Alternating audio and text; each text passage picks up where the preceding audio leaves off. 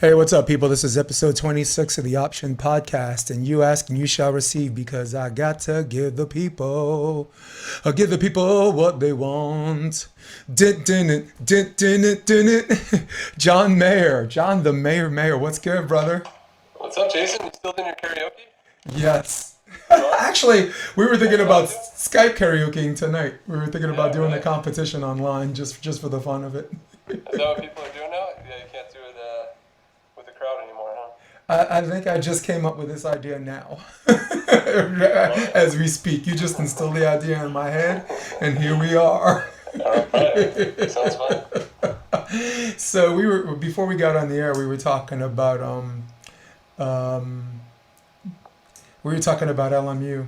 We were talking about, well, before you say what you got to say, I just want to say how proud I am of what, like, from year one, and what your goal was. We talked a little bit about where you wanted to be at a certain point in time, and you went from like 6-13 to like 22-14. I was with you that year. I was director of Yeah, operations, and yeah. all the way to the WCCs. Is that as far as the path to where you were and where you what you've become? Is it exactly where you were, or were you ahead, or were you behind?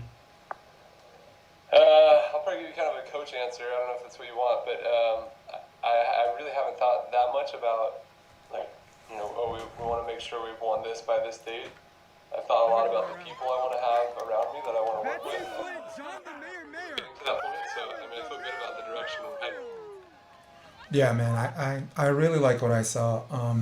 For those of you that had a chance to see it last year, they were at the WCCs. You guys, it was a double elimination tournament. You guys lost and came all the way out of the losers bracket, all the way out of hell, should I say, where you had to beat Pepperdine, not once but twice, which was really exciting. As this is a live production, but I'm actually on the edit. I'm putting up a clip right now of just the Oh, cool. last. Um, I'd like you to walk me through the last two plays, which was a block and an ace. Just what was going on. Yeah, I mean, a little background too is that we'd never beaten Pepperdine in our 10-year history as a course, and ended up with a block by B, Veronica. And then we talked about serving, we call it alley four, and Emma went back and she hit a really tough serve to alley four. We hadn't hit it all day, and she went and attacked it and got an ace. Pretty sweet. Yeah, man, that was an oceanside serve too, man. You're like, Yeah. she had a good feeling about it, and it had to be, and it had to have that nasty drop, and it did, and against a very good passer. Yeah, she was committed. She was committed to hitting it, and we'd been serving her partner the whole.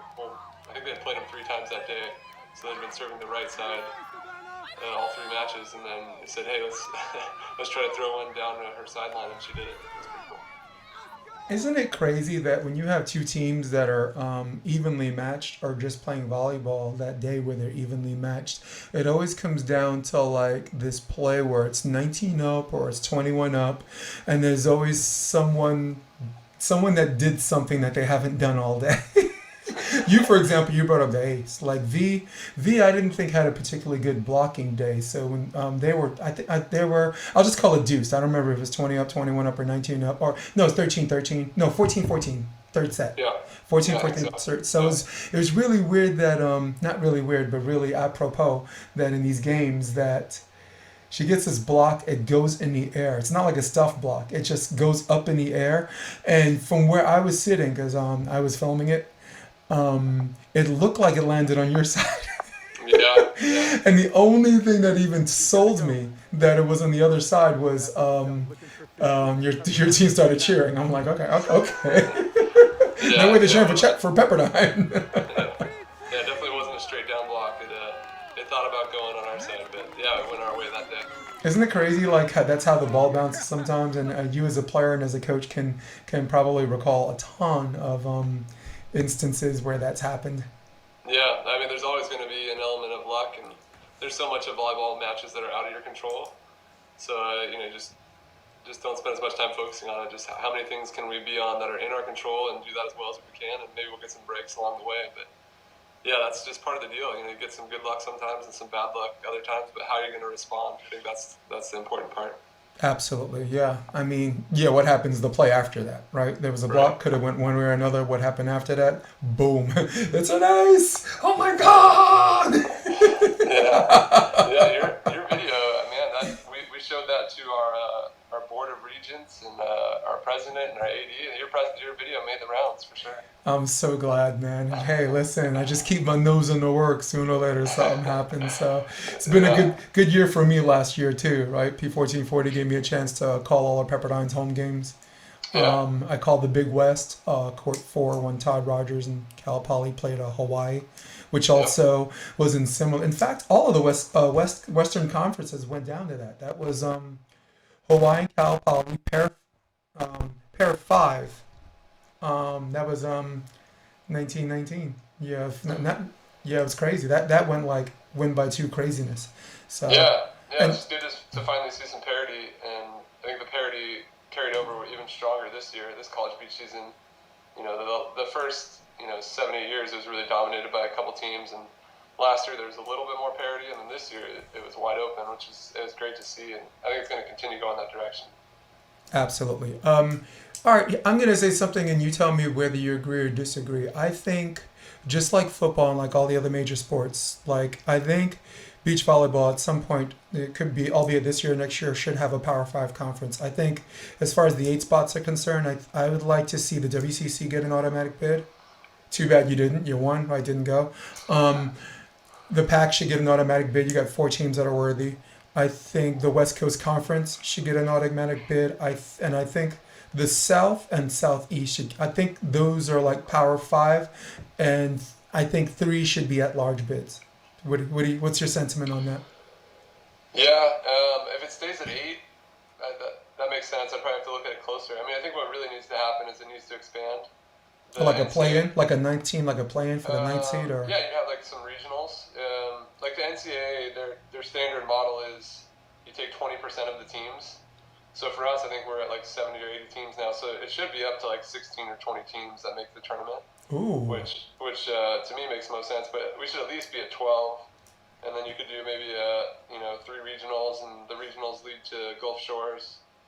There's a proposal on the table. I think it's just a matter of the NCAA funding it. So I think that's going to happen soon.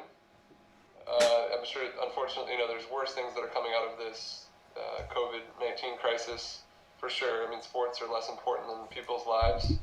But I think one of the impacts will be, I'm sure the NCAA is losing lots of money, and it might push that expansion of the College Beach postseason to a couple years later now. But hopefully at some point it gets to 12, 16, 20. I think that's where it should be. right, cool. For everybody listening to the live version, just type in and make sure you can hear this because I think my sound's perfect. I have like a whole bunch of EQs surrounding this room, but I'd always like people to type in and make sure that this is not for naught.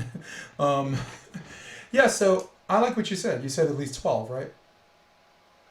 I think 12 is the minimum. It should be 16 or 20. Yeah.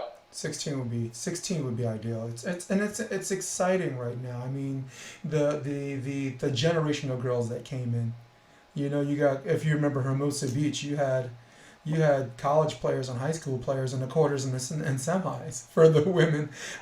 Kraft and Maple. You had Muno and Jones. Chrissy Jones. Which one of them's UCLA? Is that Muno or Jones? Zana Muno. Yeah. She was Yeah. UCLA. I thought Yeah. thought I saw Savannah there earlier on. Savannah Slater. Yeah, Yeah. she's Yeah. always fun. So let's talk about the elephant in the room a little bit. All right, we're going to talk about the coronavirus and how it affected sports. Um, when did it stop? When did the action and practice time and all that stop for LMU? It was, gosh, what was the date? Thursday. Is that March 12th, I think? We were on our way out we were actually in the airport on our way to play at Grand Canyon. And we were sitting in the airport and heard that the Pac-12 had just shut down their season. And I was texting with GCU with Kristen there, the head coach, and she said we're still all on. We're going to play the tournament. Everything's fine there in Arizona. So then we got on the plane and we're ready to board. And I happened to grab my phone as we were just about to depart, and she texted and said, "Are you still on the plane?" And I said, "Yeah, why?" Oh, And get she said, off. yeah, she said, everything just got canceled. Arizona's shutting everything down. And that was within an hour. Things have changed pretty drastically. So I went and grabbed the flight attendant, and luckily they let us all get off the plane. And then, yeah, we were just kind of shocked and didn't know what to think, didn't know what to do. So, yeah, but that was kind of the big day. It was raining here in Southern California. It was a dark day. It was a sad day for everyone. But like I said, I think there's more important things in sport and volleyball, and there's people's lives that we want to be more concerned about. People have lost jobs. People are I think scared, and it's definitely a scary time. So the unfortunate thing is there is no sport. I think when things are in disarray, sport's something that people can look to and lean on, and it's sad that we don't have that now. So yeah, it's a tough time for everyone. Yeah, it is a tough time because sports to many is a form of escapism. You know, Yeah, I mean, right. listen to people like us, where like our escapism becomes our career. Either, you stay consumed in and you take the good with the bad, and of course, for me, we talked about karaoke. Like Yeah, when volleyball became my full time gig, I needed a new form of escapism because my strength, John, is I personalize my work, but my weakness is I personalize my work.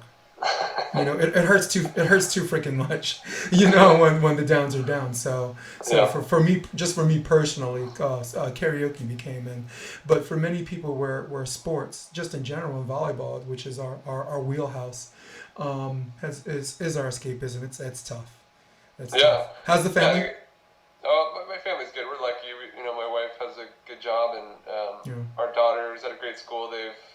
She's doing her classwork right now. They've sent work for her to do every day.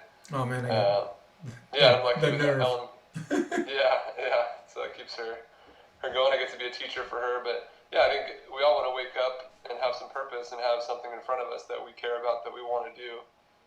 And that's what I try to do every day. I wake up and do the work that's in front of me, and I try to do it as well as I can. And I think for a lot of people, that work has been taken away. They're not able to do their passion, their purpose. So yeah, I think and we don't know for how long. So I think that's why it's so hard. Yeah. I wish there was something I could do other than say, this is hard, and it's going to be challenging for a lot of us. Well, John, I think you just saying that on its own means something because it's how a lot of people feel, and it feels real good to know that everybody else shares the same sentiment. Like, okay, it's tough for John, because a lot of things from the outside in, it looks like a lot of things come easy to you. So if it's tough for you and you identify and you say that, people identify with that, and I appreciate that. For me, thank God, thanks to people like you, the show goes on. I mean, it'd be nice to have you in studio, but we ain't trying to do that to our kids because right, Right. these symptoms. I went to the Strand just to get some air, and the Strand just had people on rollerblades and bike where as far as social distancing is concerned, it was marginal. I'm like, we're just gonna do something else, Yeah. you know? Yeah, it's a hard thing when you're healthy and you're young and you know this virus won't affect you. For most young people, it won't kill you. It'll maybe make you sick for a week. I get it, and I think I've done the same thing where it's like, well, I still want to go outside, I still want to live my life, and I understand why that's appealing. But I think for us to understand that we are, if we are out in the world, it's dangerous. It's going to kill people, and that the less that we social distance, the longer this thing's going to go on. Faster that we can all not spread the disease, faster we can get back to living our lives and get back to sport and do the things that we want to do. But I had some good opportunities last year. I got to coach Big Pearl, Earl Schultz, Jake. They never made the main draw, so I helped them get into the main draw in Hermosa Beach. So, and that was really cool because that's not like working with Rafu, where I already have a team that's in the draw. It's one of those things where you punch your own ticket, so you don't feel like I feel like less of an imposter. I mean, like someone like you who grew up here and this and that. You're part of you've always been part of the family. But I've always felt like even though I've been in this business longer than half of them have lived. I felt like I had to start over. So last year was a good year for me. But what you're doing, Theo Brunner came on, you're on, Casey Jennings helped launch it, Jason Olive, if you go back that far. yeah, I know uh, JL. Yeah. Yeah, so thanks for doing this. I'm stringing along to your podcast because it's something I meant to mention in your introduction. You are the founder of Coach Your Brains Out. Is it? That's right. It's you and Billy Allen, right? Yeah, Billy Allen, Andrew Fuller, Nils Nielsen. The four of us, started doing it 5 years ago. Maybe about 5 years ago.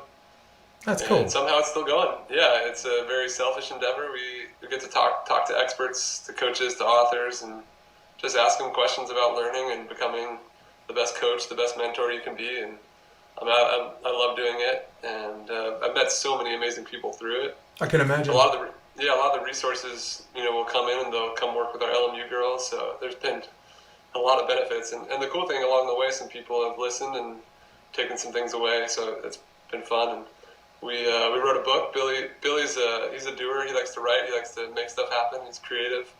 So he said, let's write a book. So we wrote a book and put that out. And yeah, it's been pretty fun. And then right now with with no, there's still a lot going on with LMU, but it's quieted down.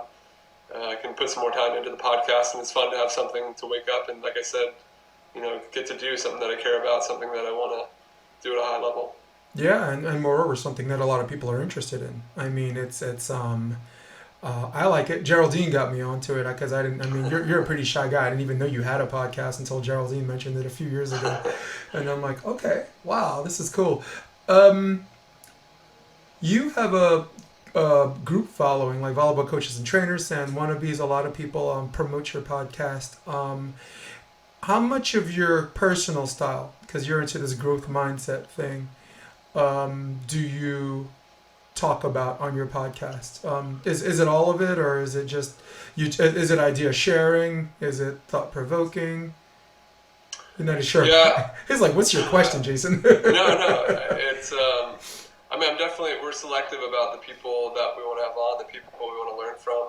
I think people who are generally like curious and seekers, and they want to learn more. They want to be better. I like the idea of having learn-it-alls, not know-it-alls. So we try to have a community of people like that, and it seems like those are the people who are attracted to the podcast. People that just are eager to learn and eager to get better, and that's just the whole purpose of it. We share, like Billy and I will share some personal stuff here and there, but most of the time it's just we try to get guests who know a lot more than we do and try to pick their brains. So that's great. I love it. That's cool. Yeah, for me personally, it was so much fun working with you because I've been coaching 21 years, but not beach, not sand. I was very, very when you gave me the chance, I was only about a year and a half into the whole beach thing, and I brought a lot of ideas that indoor. I thought technique wise, there's some people like you said, they're the know-it-alls instead of whatever. Even though some of the ideas you never heard of, you always you know what I'm saying? You always want to listen. And hey, you listen, you disagree, you listen, you're like, okay, hey, I like that idea. I'm gonna run it by Aaron Mansfield, whatever. Who by the way, I'm plugging him in. Aaron Mansfield is a savage. He's one of the best 5 indoor coaches I've ever met in my life, dude. I mean, just watching the way that man's mind works. So Aaron's the man. He was a good beach player too. Yeah. Well, I talked to Theo. I understand they played together. Yeah. They played together in the beginning, so that's how. Right. Like I said, that's that little family. That's how small that volleyball world is, which I'm honored and now duty bound to be a part of. Yeah. But that's something I've always liked about you, as far as idea sharing is concerned. And I guess consistent with your podcast, it's a discussion. Yeah, I like the idea of a rising tide lifts all boats. I think there was a time in my life where I just only worried about myself and didn't want to share what I knew, not that I knew that much, probably just because I was insecure. But now I've seen a lot of the best coaches I've been around, a lot of the best learners I've seen, they're very open with their ideas because they know that leads to dialogue, that leads to discussion, that leads to all of us getting better. And when this coach gets better, then it's going to push me to be better as well. So it's just about sharing ideas. It's about learning from each other, and all of us just becoming the best versions of ourselves. So I think that's a big kind of principle behind what the podcast is and what I try to do. Nice, dude. God, I had a really, really cool question in regards to that. You mentioned rising tides lifts all ships. One of my favorite quotes, by the way. It's a good one, yeah. Oh, it is. How much time do you spend in the video room? It never feels like enough. You know, the thing about... Isn't it true there's not enough hours in the day? Yeah. Well, for sure, because, you know, I coached indoor, I coached junior college for about 10 years, and you have one team. You know, you get to study film of your, you know, maybe your starting 6 or starting 7 with your libero, and there's a lot to understand and a lot to dive into there. But with beach, you have, you know, we had 7 teams, you know, 5 starting teams. So that's a lot of matches to go through and a lot of practice. You know, you're filming in practice 4 courts, as you know. Yeah. Oh, no doubt. You helped us a ton. That was quantitatively a lot of work. Go ahead. Yeah. Compared to I mean indoor's a lot of work. I don't mean to but just to show like how many teams to study. You know how many matches you could and practice matches you could go through. It's never ending. So. I try to study the game as much as I can, and I always want to learn more and do more. I got Mila here joining us. Mila, what's up? Say hi. Mila, hey, wow. Oh my goodness. Mila's like this fully grown woman now. What's up? How old? So Mila, how old are you right now? She says, how old are you? How old are you right now? 7. 7 years old and you're that tall? Oh my goodness. Are you going to play volleyball like your dad? I don't know. Good. I don't know is a good Maybe. answer. Listen, do not get into this sport. Do something that makes you some money, okay? Do not play this sport. John's like, all right, that's enough. Mila, it's really good to see you. She looks so grown, John. She's grown up. Yeah. Back to school. Yep. I got a little towhead too, man. Braxton, who's 3 years old right now. Braxton is cute. So the reason why I asked like how long do you live in a video room, I think I knew we share the same sentiment in the sense that there's only 24 hours in a day, and like playing a really fun video game, you look at the clock and you're like, holy, what just happened? All of that time went by. Yeah.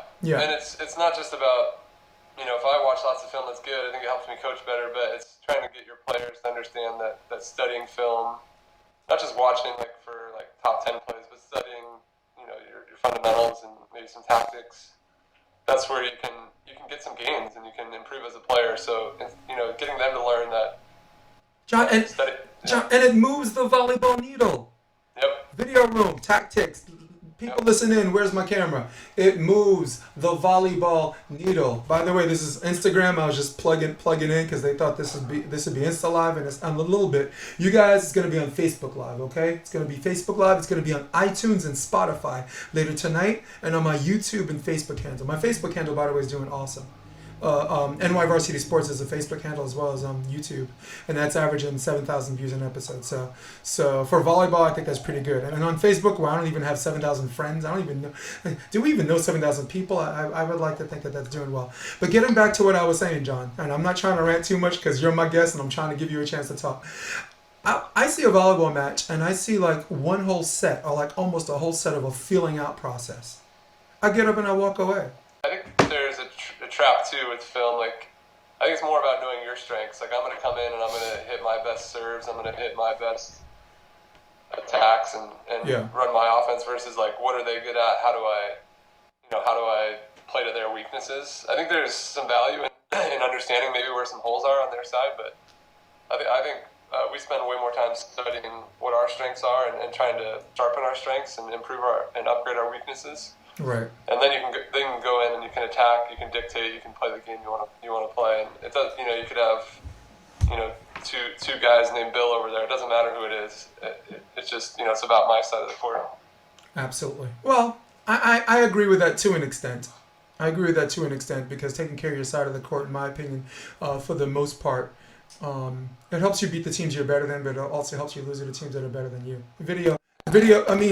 No, with that being said, there are some games, if you're the better team, take care of your side of the net, dude. Don't do anything, don't do anything more than what you usually do. Like you said, try to be a different person than who you are. Just like Bill Belichick said, how's this for a quote? Just do your job. So, so I've always agreed with that, but I've always agreed with that. I guess in the classic sense of take care of your side of the net has its flaws in my opinion too. Well, I think you want a balance. Yeah. You want a little bit of both. Yeah. Look, I think you have way more control over your side than their side. Well, Well, what's our magic controllables, right? Jason's big three are serve. That's 100% control, right? In system setting, if we're playing together and you give me a great pass, the other team can't make me set poorly. So that's a controllable, right? In system setting, and down ball, free ball. Whatever. When some windy days, 70-30, 80-20, there are levels to that. So my magic three, I've always, as a coach, made a game, promised the game could be 18 up. The last 3 points, I think the players got to come through, but I've never promised the team that I coached that I was gonna make you win. I said I could make a game 18 up, but you gotta do the rest. So. Patrick Dees. Yeah, I mean, I think there's not too many volleyball skills in your control. I think serving for sure. Setting I could see in system, but you don't get to control how they pass. So that's kind of out of your control. But I think the biggest things in your control are your work ethic, the sort of teammate you are, the things you value, the way you prepare for the match. Those are like the big ones. You can't control result. You can't control how good the other team plays. You can't control who you're playing. Right. But you can be clear on this is who I'm going to be, this is how I'm going to prepare, and then I'm going to go let it rip when I get out there. Yeah, and I strongly believe, and I co-sign with you in the sense that the more you practice that way, the more the other things that you feel you can't control don't come into play. Let's say the game's let's say I'm playing you, it's 14 up, game 3, right? Got to win by 2. They call your hands. How dare them, right? Son of a bitch. You can't control the referee's call, but what happens the next play? Because we've seen a lot of people lose games because psychologically they're still lulling over that call. In fact, even if that happened in the middle of the game, I've seen players give up 3 points for 1. Because that call cost them 3 points because they haven't recovered. So the thing I've always liked about you, and I'm gonna tease you a little bit, if someone calls your hands and it's game 3 and it's 14 up, you'd walk to the ref. No one has any idea what you're saying to the ref because you're pretty quiet or whatever, and this and that. But you have this conversation that creates this de facto timeout. And I'm like, if I'm on the other side of the court, I'm like, I know what you're doing right now. And I can't control that. I spent too much time in my career worrying about refs. I wish I wouldn't have as much, but when you're competitive and you're stubborn and you think you set the ball well, you're going to go let them know about it. But I tried to do it in a respectful way. It was my goal, but I didn't always do that. But John, it's psychological too. You any momentum they had, that conversation, we both know that. You don't fool me. The conversation you have with the ref takes away some of the momentum that the other team could have had. You are a nice guy, John, but you do not fool me. I know what you are doing. But I think that can happen. I think also, though, it can take you out of your own game if you spend too much time in the past. I think like you were saying, I think the big thing is the best athletes is how you respond. How present can you be for the next point, or are you holding on to the last play? If you're not present, you can't perform. Right. You can't. There's no high performance at a high level if you're not in the moment. So. Lots of times bad calls can make you compete in a way that you don't want to compete and make reckless errors. So I think there's times for gamesmanship and times to slow things down and maybe change the direction of the match.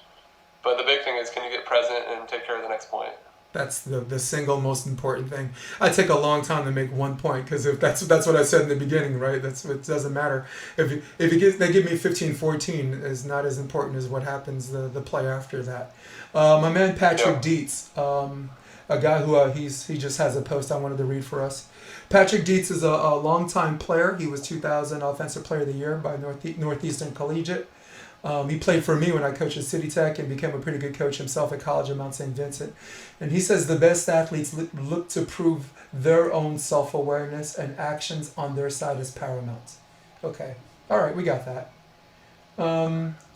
I'm with him, yeah. Yeah, he talked about different ways to handle it, like Karch pulled down. I remember the video of Karch yanked down the entire net system because of whatever. How has John handled the drop of the season due to the COVID-9? And how has his recruiting been augmented? And how excited is he for the next season knowing the possibilities?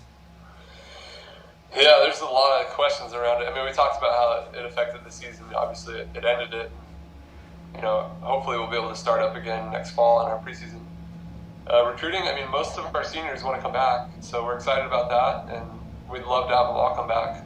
And they deserve that opportunity to get to compete again. They put in so much work, and they didn't get to see it all the way through. The challenge is the scholarship side. I don't know how the NCAA is going to respond, and are they going to give us more? At LMU, we already weren't fully funded. We're going towards that way.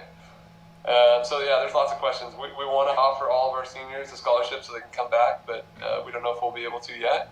But then if we do that, then we're going to have a really big roster because we're bringing in 6 freshmen who are we have brought in some really good players. So I think if we're able to return everyone, I think we'll be pretty good. So we'll see. But I think we're still a ways away from figuring a lot of those details out. But yeah. Yeah. Here's one of my questions. Do you think that everybody that missed out on their spring season should be able to redshirt?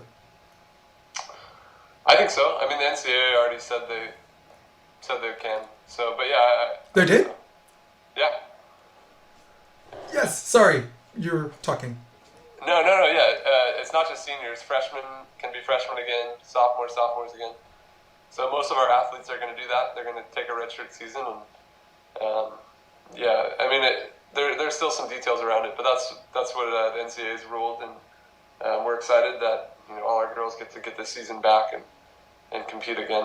Me too, dude. It won't be the same, and some seniors will move on.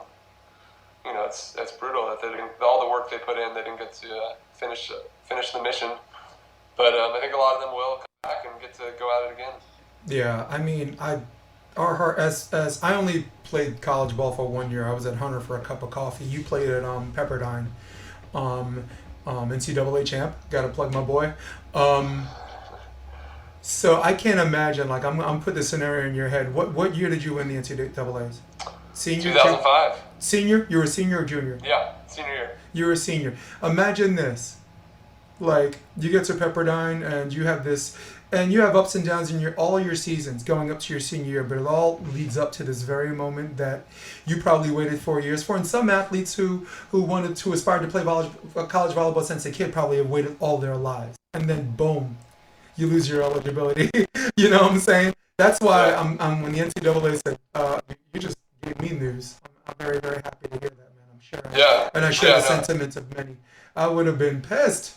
John. Yeah, I would have been crushed, and I'm crushed right now for our athletes and all the work they put in. So, no, I think it's the right decision. I'm glad that they get to have the opportunity to come back. It's hard though. A lot of them are graduating. A lot of them have jobs lined up. So, it's. But what can we do about it? I mean, this is a worldwide crisis. There's nothing we can change about it. So, again, it's the same deal. How are we going to respond? Yeah, like I'll give you Duran's. I'm with Endless Summer, right? Duran is the program director. Presley was at Hawaii. Probably didn't get to play because I think on her pair of fives, like she's evenly matched with everybody else, and Ty goes to the junior or senior, right? So that's whatever. She transfers to FIU, Florida International. Finally has a chance to play in the pair system, and this virus hits. And I'm using her as an example because right now she's finishing her 3rd year of college right now, and it's been 3 years, and she hasn't even had a chance to take the court. Or maybe no, I take that back because you guys did play in the beginning. So it was just the story I wanted to share with you that you probably already know, but I could just identify like someone as an example, someone who's been playing volleyball since she came out of the womb. So, Yeah. No, it's brutal and it's hard. I mean, for the professional athletes, I'm working with Betsy Flint and Emily Day and Billy Allen and Stafford Slick, and they had bought flights. They had been planning to go to Australia, to Mexico, paid for hotels, and now they're out. That's a big part of their living. They depend on being able to go compete and play, and they make investments. And now they can't even train. They can't practice. They can't, prepare. So those are big losses. And I mean, I think it's not just them. It's all people in all sorts of different jobs. But yeah, it's brutal. It's rough to lose all that, and it just happens. It felt like it happened so fast, and then there's just it's out of our control. Other than we can do everything we can to stop the spread of it by doing the common sense, washing your hands, and then just social distancing. I think that's the best stuff we can do right now. With a big heightened emphasis on the common denominator of social distancing. Okay, yeah. John Mayer, 6 feet. Okay, we bury people that way. All right, we should be able to actually just give each other some space. I mean, Yeah. I'm on the line at Whole Foods, and they actually they drew markers, right? And then I got someone behind me, and for some reason I still. Like, there's some things I change, but there's some things that are about me that are the same. So my New York way of asking someone to give me some space sounds like I'm being rude. I'm like, excuse me, unless you want to buy me a drink, can you please give me some space? Yeah. And I don't mean to be mean, but my livelihood, and not to mention, we both have little girls, and we both have these gorgeous hot wives. We're not trying to bring anybody. We're not trying to bring anything home except love. Right. So, Yeah. But it's hard. We're changing big norms, and yeah. I think, like I said before, just a lot of people who are young, they feel invincible. So And for them, I say good for them, and good for you. How about your grandma? Are you gonna bring it home to? Right. Yeah, I think that's the whole deal. Is we got to think about everyone. Who's it gonna affect, and who are you gonna carry it and spread it to? Yeah, Max Holloway, a mixed martial artist, UFC fighter, basically said that he didn't see that he had to have that revelation. He says I fought in the cage. I've encountered things a lot tougher than some coronavirus. He's young and this and that, and then he thought about it. Like, wait, my grandma lives with us, or she's over at the house and this and that. So he came up with the quote that was echoed by Max Kellerman, who was from First Take, ESPN, Stephen A. Smith. Yeah. Anyone whose name was Max said, treat the coronavirus as if you have it. As if you already have it. And you don't want to give it to anybody else. Yeah, that's a good point. That's a good way to think about it. Yeah, I like that. Yeah, me too. Patrick Dietz says, okay. Wait. I got one more post. Because for the people who are nice enough to tune in, maybe they get their voices heard too. Is he still playing pickup ball? Donnie Bass says, are you still playing pickup ball? You've always been one of my favorites because he was a lefty like me. I can't stand lefties. What a pain. Lefties are a pain in the ass. They just are. That's true. No, I actually haven't. Chicago 2018 was my last match. Is that you and Trevor? No, I played with Avery that last match. Oh, that's right. Yeah. Yeah, I played with Trevor most that year, and then did the last tournament. And then I've only played one other time since then. I played with some friends down at Marine Street. But yeah, I'm around it every day because I coach it every day. I'm down at the beach every day coaching and watching it. And now I've found I enjoy going to play pickup basketball or play tennis, or because I think what I'm scared of is that I'll go out and it's just not as fun when you know the level you did play at, and then when I go out now I'd just be so bad that it'd be frustrating. I think in probably a couple more years I'll be more open to going out and competing and playing some pickup. I like the idea of playing fours maybe more than doubles, but yeah, I haven't played and I haven't really felt the desire to play, but I'm enjoying playing basketball, or was before the virus. Oh, yep. Yeah, you're so you're a big basketball fan? Do you have a good sports team, or? No, I don't follow the NBA that much. No, not really. And the NBA has like boom periods, and I thought the last 3 years had been absolutely fun to watch. You know, it Yeah, doesn't usually heat up until like the playoffs, but it's kind of it's been good the whole season for 3 seasons. You know, yeah, I'm giving away my age a little bit. I came up a Knicks fan, 1990s, Anthony Mason, Charles yeah, Oakley, Patrick Ewing, a team that made you pay if you went to the rim. I mean, they were so fierce. I believe teams like them in Detroit Pistons were the reason why a flagrant foul was even introduced to the sport because of a regular foul it was the same thing. You know, if like you deck someone and killing someone's the same thing as a parking ticket. You're just gonna do it. yeah, But yeah. I'm a I was basketball always fan, big. but I tell you who I'm not a fan of anymore: the Oh, New York Knicks. oh yeah. They are an Fun. abomination. I am turning in my card. You mess with Spike Lee, you kick Charles Oakley out of the whatever. They let anybody just score and dunk on them. Um, so basketball. Are you good? Are you good outside shooter? Good defender? My favorite guy was always John Stockton, so I always tried to play like him. I say I'm better at like driving and dishing and setting screens and playing defense, and yeah, I'm kind of quick to move around and facilitate, but I'm not a great shooter. Yeah. I was That's fun. well, I was a big three athlete before volleyball. Basketball, I played small forward. I could rebound. I was defense. I had this gas tank. I don't know. It's like my heart, like a natural heart and fast heart rate or whatever. From bell to bell. As soon as the ball's checked in, I was a, I was a pain in the ass. Yeah, baseball first.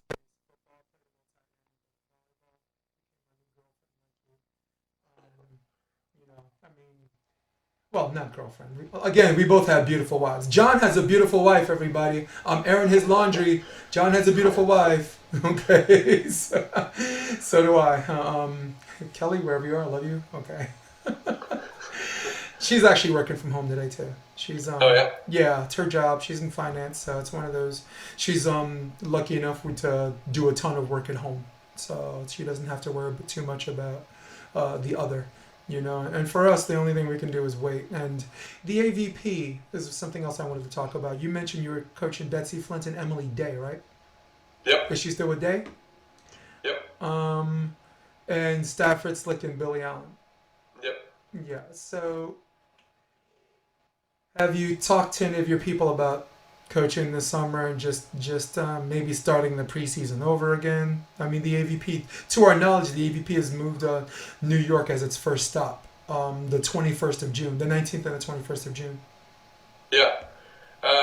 We've talked about it, but it's so unclear, so hazy right now. You know, I think New York, I'd put a big maybe on there. And then there's also nowhere to train right now that all the nets are taken down. And so, yeah, I mean, we don't really have a plan in place. I think hopefully in a couple weeks we can get back out. For right now, I've given them some video assignments, and we're looking to meet with the sports psych with the USOC, doing things like that. But I think for now they're working hard in the weight room and getting strong, and hopefully another month or so we can get out, get back on, start up a new preseason like you said, and prepare for New York. Hopefully. Yeah, I'm going to New York. Rob McLean, he was kind of a guy at the edge of the end of the qualifier, like fourth round a bunch of times, trying to find a way, and I'm picking him up this year. I thought some of the best volleyball he played. If you remember Bill Kalinsky and Eric Baranek, they went from Yeah, the qualifiers all the way to the semis. They were a yeah, team I coached against in the qualifier, and we were the only team that took a set from them. We took. I mean, I knew how to win the first set because I knew Eric's footwork and his twitch reaction, how whether he faces the hitter or his juke moves. So I knew that I could do things for one set. I just didn't know. I just didn't know how to beat him 2 out of 3. So Rob's gonna come up. I'm hoping. He trained with Alisan a little bit when Alisan came here, and I'm hoping he could find a partner. He's one of these guys like you. He's like your height, but he's a hybrid. He's such a good blocker. Like he always winds up with people he has to split block with, but he's not. He's a full-time defender. Um, okay, so I'm just gonna keep repeating that name. So if you're looking for someone to train with you guys or whatever, he is an elite athlete. He's just amazing. And this is the end of last year to this year. This is his year. He's 25 years old. He's exactly, as far as bodies are concerned, if you're having bodies in, and maybe he'll learn from you as well. He's definitely someone I'll recommend. Cool. This should have been off the record. I mean, I'm saying it on camera because I'm an idiot. So Let's check him out. that's how I roll. Did you hear they changed the rules for AVP coaching? Have you heard about that? No one in the box? No, the opposite. They're doing, you can coach when the ball's dead, and when you cross sides, just like College Beach, you can walk across and coach them. Oh, shoot. Cool. Yeah. I mean, that should have been done. I don't know if the FIVB is going to catch on to that, but the FIVB looks like they're doing more of a tennis format. Just have the coaches sit and chill or whatever. Yep. As you can see, people representing their country. So much of it looks synonymous to the way tennis sets up, and I think you'll agree with me on that. Yeah. And that affects me in a sense like Rafu. Like I was an analytics coach.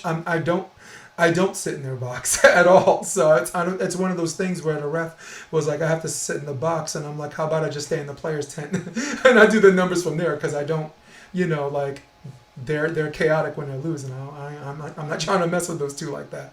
So I've always done the opposite. I've always, for some teams, I've always sat as far away as possible. But how useful is that to you? Or is it the same? Yeah, I mean, I think probably most of the best coaching's been done the months before in training and the preparation. I don't know how much you're really worth during the match. I think lots of times coaches can be a distraction and probably get you focused on things that aren't as important. I don't know. It depends how you do it. I think if it's done right, you can help point out a couple things that could be helpful. You could remind them of maybe who they want to be, how aggressive they want to play. But yeah, I don't know. I think you can make a small impact. But yeah, like I said, I think the bigger impact is in the practice. And the preparation. The lead up, yeah. Yeah. I think where I've improved as a coach, as an indoor coach, I went from a guy who was on the sideline coach, like free, there, it's out, to one of these guys that sits on his Brooklyn butt because, like you said, process and preparation went so well. Sometimes less is more. No, well, not sometimes. More often than not, in those cases, less is more. There's, to quote the great Sanford Meisner, there's no such thing as nothing. And he's an acting coach, part of the group theater, old school guy. And I believe that. And sometimes in the game, there are some players that they have enough stress.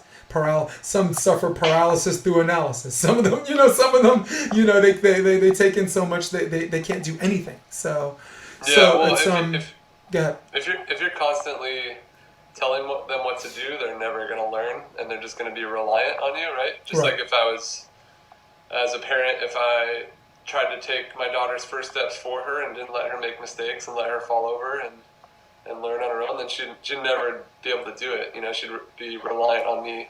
I want my athletes to learn. I want them to make mistakes. I want them to, be on the edge of their abilities. And if I'm out there like a puppet master, then they're not learning anything, and their long-term growth is really stunted. Maybe for a short term there could be a small benefit, but I think there's probably, even short term, you're probably messing them up more than helping them. So yeah, I think the more you can let them be out there playing free, clear on who they want to be, and then just going out and attacking, then I think the better they'll play long term. Yeah, it's very synonymous to styles of theater performance. I was my major in college was acting. I was in the BFA program at Marymount Manhattan College, and the way they teach there's one style of coaching where if you get up and move across the room, John, you need a reason to.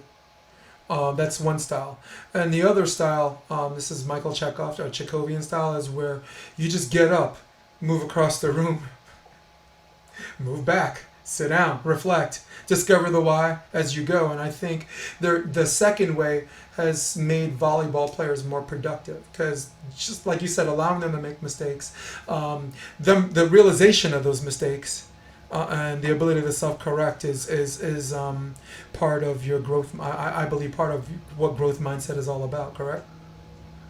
Oh yeah, I mean you have to make.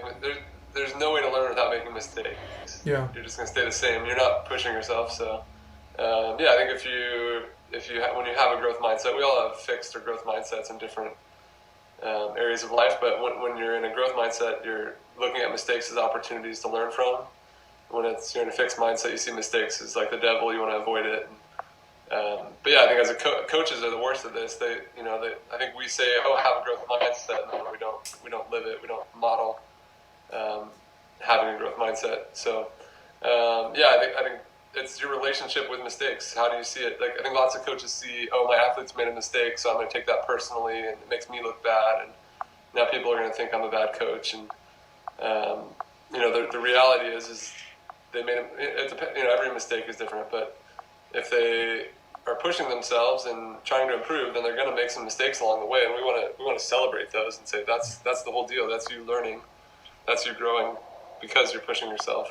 Yeah. So it's important. That's a very vulnerable, John. That's a very vulnerable answer in the sense that, like, when players don't do well, we do put a lot of pressure on ourselves as coaches, and though we don't say these things out loud, we are thinking it in our head, where that moment of and I won't say weakness, just being human as coaches. You don't want to be that person. you know what I'm saying? Like, I'm talking about the former part of what you were talking about. Yeah. And I'm glad you said that, because it's easy for people to pass judgment on other people because they do that. But I just think if people are more understanding and empathetic and self-honest, knowing that they do it too, or that it's an internal struggle for people who want these people to be better players. Yeah, I think it comes from a good place. Like, you want to see your athletes succeed, but I think you have to understand that people are humans, and when they're going to go play a team, and half the teams are going to lose in this match, so it's not just going to be about that. It's going to be about are they implementing the stuff we worked on? Are they being the person that they talked about they wanted to be? How can I serve them more as a coach? How can I help them be that more versus blaming them or saying, oh, they didn't listen to me? So I think there's lots of ways to go about it. But I think the best coaches are always looking at situations and thinking, how can I help in this scenario? How can I be more supportive? How can I serve my player and help them be the player they want to be? But yeah, that's a hard thing to do. I mean, emotions come in, and you don't always, as a coach especially, you don't always act the way you want to act or coach the way you want to coach. So I think it takes a lot of reps as a coach. And I think as coaches, you want to be, just like your players, you want them to be pushing themselves. You want to be pushing yourself as a coach. You want to have something that you're working on. What am I working on today as a coach to get better? How am I pushing myself? What mistakes am I making to show that I'm growing as well? A lot of coaches just say, I know it all, and and that's just a fixed mindset. They're content with where they are. Yeah. So, I think that comes from getting really good really fast. I mean, the thing that players and coaches have as far as the lack of growth mindset is concerned is sometimes something happens almost in a revolution, like a fast, rapid change, and it happens. The success happens so fast, like you said, they think they got it all figured out, and that's where players and coaches share that fault and commonality. And I think the coaches that realize that it's an evolution, slow, grinding, pride swallowing, inconvenient, up in the morning siege. Yeah, man, gotta squeeze that lemon and make some lemonade. But I think that's why it's so great. If it was just like, oh, I've mastered this, then it's not really as exciting anymore. You're done. And that's the whole thing about mastery, is it's never ending. You're never, there's no like end point to it. There's no I'm completed. We don't know how good we can get. Right. We know our brain can continue to learn new things. So we there's no max to any of it, and that's why it's so exciting. So I think it's better that way, that every day is an opportunity to become a little bit better than I was yesterday. And how can I attack the one thing I want to improve at today? And I'm glad it's that way. I think it is frustrating, and growth can take a very long time sometimes, and that's frustrating too. Especially the more elite you get at something. When you're a beginner, you can get good at something fast, and that can set up that false set that you were talking about. Yeah. But when you become elite at something, it's so hard to get. You're talking about half percent better at something. That takes a lot of work, and that's why people, I don't know, Tom Brady, LeBron James, they're able to continue to excel, continue to stay at the top because they keep pushing themselves and they squeeze that extra ounce out every day. that's hard to do. It is. It ain't easy, right? Very easy, everybody do it, I guess, right? John, hold on. Oh, can you hear me? I got can you it. hear me? Yeah, I got Cool. it. I thought you were messing with me, man. You look like Johnny Quest. Like your mouth kept moving and only 1 or 2 words came out. Livingston Tremont asked, who's the first person you qualified with? Oh, good question. So the first person I qualified with was in 2003 in the Manhattan Open. His name was Yariv Lerner. He's a legend. He owned a house where Kevin Wong, Jason Ring, Nick Lucena, a bunch of volleyball players lived, and he had always wanted to qualify, and that was the first time he did. The second time I qualified was Dan Mintz, and I was full-time blocking. He was kind of a long journeyman kind of guy. And yeah, I mean, you mentioned feeling like an imposter and how I grew up here and I wasn't. I definitely felt like an imposter out there. I remember the first time qualifying and going to the players' tent and seeing like Mike Lambert and Karch Karai and Eric Fenoy Moana and just being like, wow, I did not belong here. And I felt bad like trying to take a sandwich. I think I never really went in. But yeah, I mean, that's probably, I was lucky to win some tournaments and have some great seasons, but I don't know if there's much better feeling than qualifying the first couple times. I mean, with someone, one of my good buddies and someone, it just, you didn't know how the day was going to go, and there's so much stress in those qualifiers, and to come through and do it, and then to jump in the ocean together and be fired up, and that whole night just fired up, and those are some of my best memories, is getting through those qualifiers and winning those final matches. Those are good memories. I think I can remember those more vividly than winning tournaments. I think it's amazing as you get older, some of the things that you remember happen to be more vivid than the WCC's 2 years ago. Right. It's weird. I mean, come on, I remember my own home phone number. Right? Before speed dial, right? You remembered your own home phone number. You still know it. Yeah, I know mine. For sure, I know it. Yeah. Nice. You're getting video bombed. The eyes have it. Oh, John. Wow. I think that takes care of it all. It says Pedro lights about when he talks about you, John. I don't know who Pedro is. Is it Pedro Leal? Yeah. That was another. No way. Yeah. No way. Livingstone Truman is posting that. Yeah. Okay. He lights Pedro up. Leal was. I qualified with him. He was my roommate in junior college. He's a Brazilian guy. Probably one of the best beach players I played with, actually. He's so good. But yeah, we were roommates in junior college. He ended up playing at USC and I went to Pepperdine. And then we qualified in a couple events. We were both 6 feet, 6'1". And I remember we played Sean Scott and Todd Rogers in the first round. And I think we played him pretty tough. We almost had him. But that guy, he's one of the funniest guys I know, one of the best volleyball players. I miss that guy. He's the man. I like it. And that's cool. It's that someone's name dropping like that. Yeah. Yeah. So John, we'll wrap up in a bit. What I wanted to say before I go, on a personal note, I met you in 2015 in Mexico. Yeah. My girlfriend, remember the SOB? My girlfriend was there for the tournament, so I was just there chilling. Have a really, really cool memory of just like playing against you. You hit a ball like it was me and Ty Tremblay, and you hit a ball and like bounced in front of me. Then I think the next player 2 plays later, I'm left-handed, so I hit like the same ball. I ended up losing like 11-4, 15-4 or something like that. But the cool memory is that like you guys respected me because you knew I could play. You just knew this indoor to this outdoor thing. And I mean, I played outdoor, but not on the beach. Central Park has beach courts. I use it as a training. I used it to cross-train for indoor, to help prepare indoor. Grass tournaments, not the same thing. Not the wind, not this or whatever. So it was a really cool thing that I had like one moment on the beach where everybody looked at me like, okay, this guy can play. You know what I'm saying? I ain't gonna win, but I know I was gonna play. So, and the other memory I wanted to share with you was you were sitting at a table, you were eating dinner by yourself, and I was telling Kelly, I said I'd like to actually just talk to him about coaching.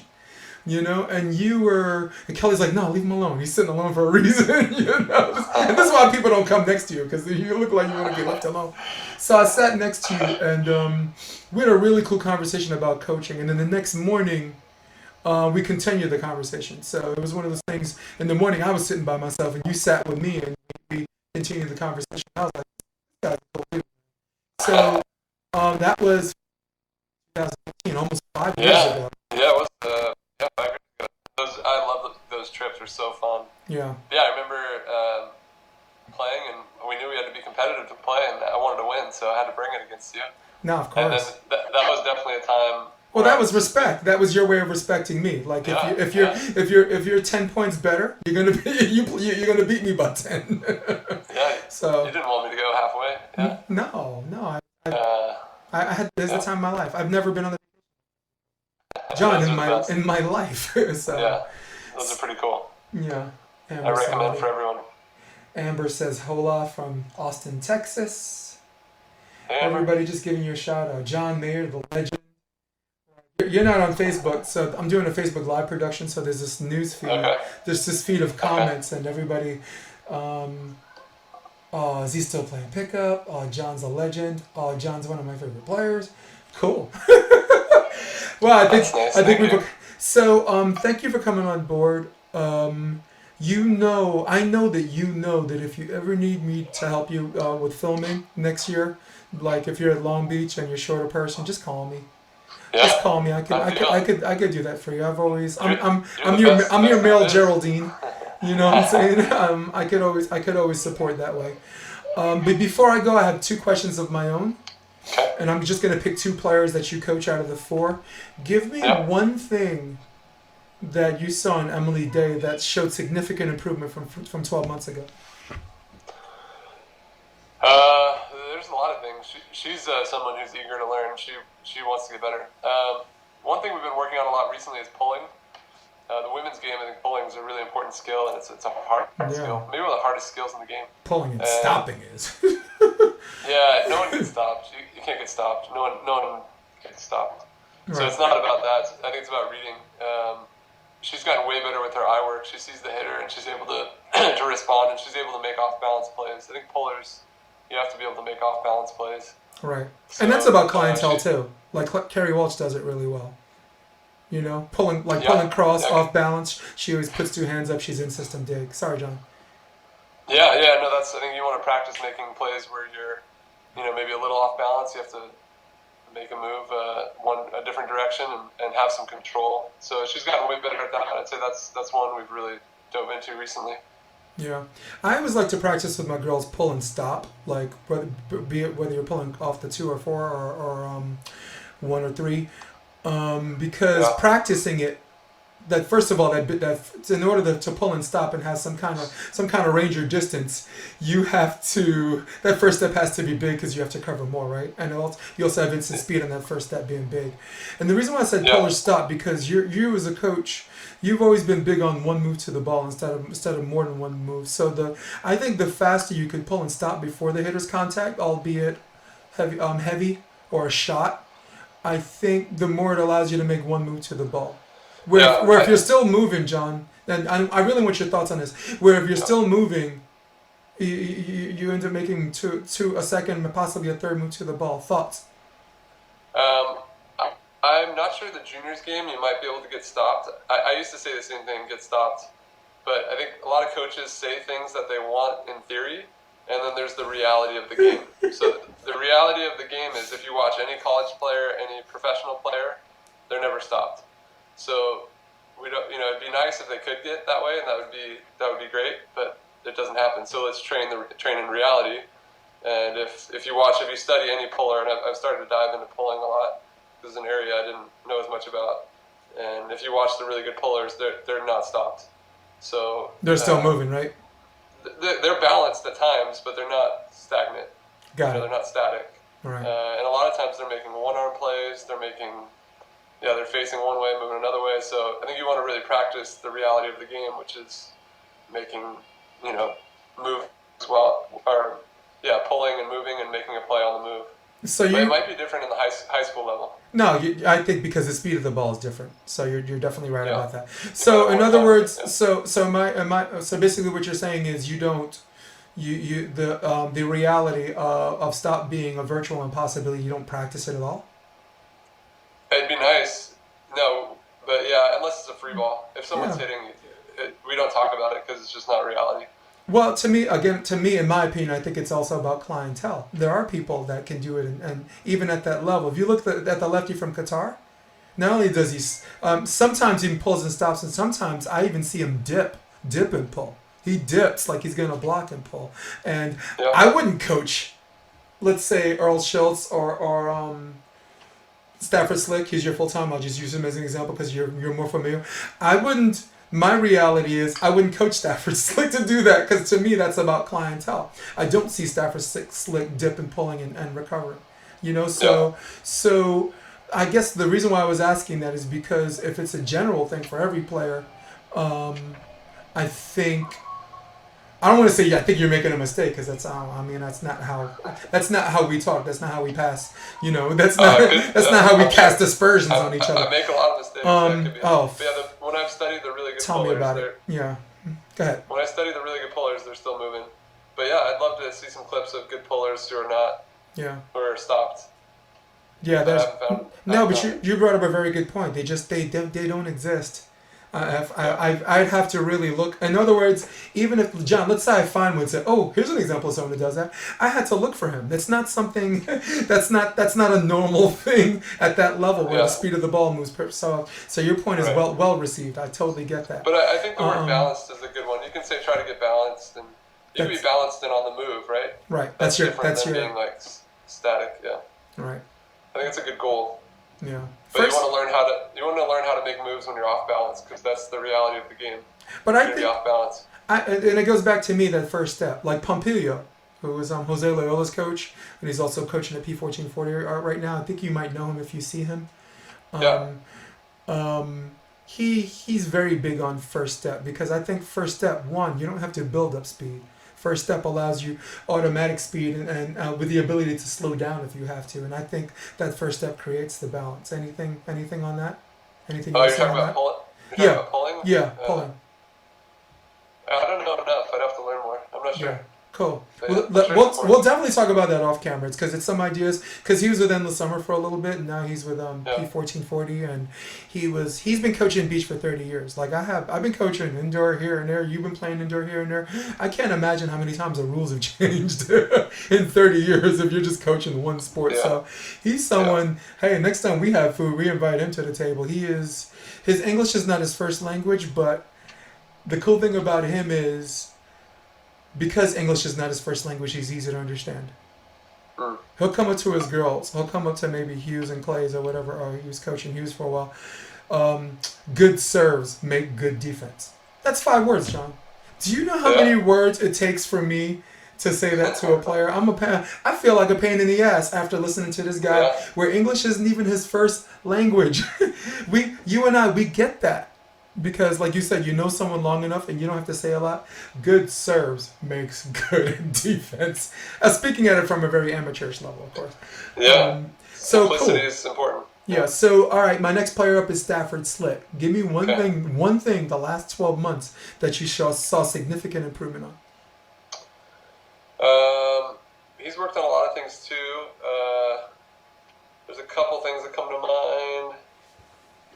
Maybe, I guess 2 things came to mind. The first was his offense. We've been really working on expanding his range.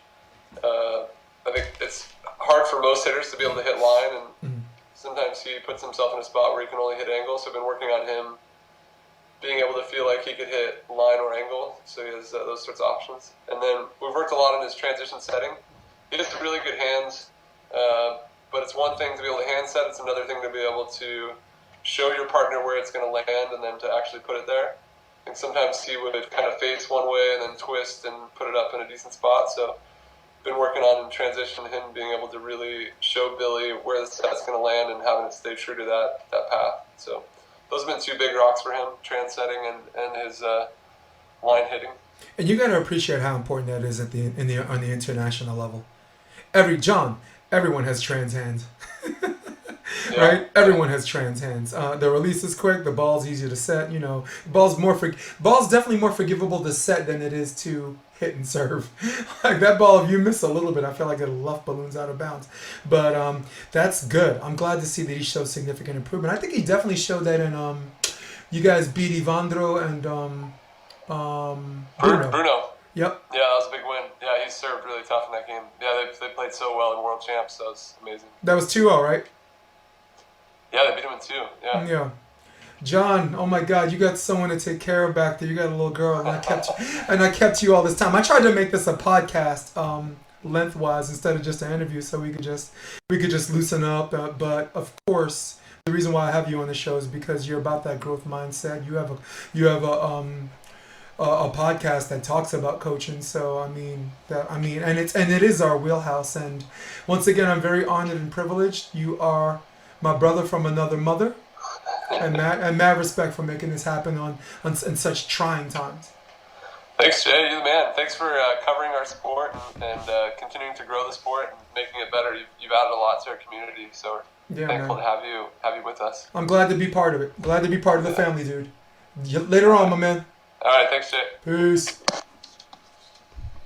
Let's do that. Let's do that. Haha. Now you got me all alone.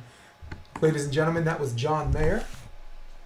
I'm gonna shut off that mic a little bit. Now my sound's a little better. Yeah, once again, thanks for joining me. This show is brought to you by Endless Summer Beach Volleyball National Events. Come play with us. And also brought to you by NY Varsity Sports. Watching me, watching you. Love John to death. Glad he actually retired the day he decided he wanted to coach. My question was, when are you going to retire? Because I challenge anyone to look at any sport where you have someone that's an active coach, that's also a full-time player, where on their coaching side that they actually won a championship. You don't see championship winning coaches who are current active players. So it was one of those things where I thought that if he retired, he just had more time, and I'd also think when you're retired, you think more like a coach and less like a player. And sometimes thinking like a player helps you, but in coaching, maybe honestly, more often than not, thinking like a coach helps you coach, not thinking like a player. Because you think like a player, you start thinking about the things that you do well, and compare yourself to the player that you're coaching on, and to understand the why they don't. And that's where some coaches not fall flat on their faces, but where they're flawed. And yeah, it's one of those things where, sorry, I'm going to test my mic. And it's one of those things where I'd like to see some of these younger minds. If you're going to be a coach, be a coach. If you're serious about it. If you're going to coach club, oh yeah, you want to play glorified babysitter. We need those too. And young coaches getting into coaching need that too, because this way they can balance their time. And if or when they retire, they can transition more smoothly into coaching. But yeah, so it's one of those things where when was it? December 2018, he retired. And 4 months later, WCC Champs beat Pepperdine. All right, I guess that's all I got, people. Yeah, thanks for the people on the live set. Thanks for participating in this podcast, making it happen. And Sports Debate Tuesday is going to come later tonight or tomorrow morning. But for all of you at home, for all of you on your tablet and in your isolation area, for all of you on the drive-through at Starbucks, trying to get your coffee, I'm Jason DeBias. Love all you. See you next episode. So long. I'm out. Come check out the Option Podcast on optionvb.com. It's also available on iTunes and Spotify, and on YouTube under the NY Varsity Sports handle. You're going to love what you hear.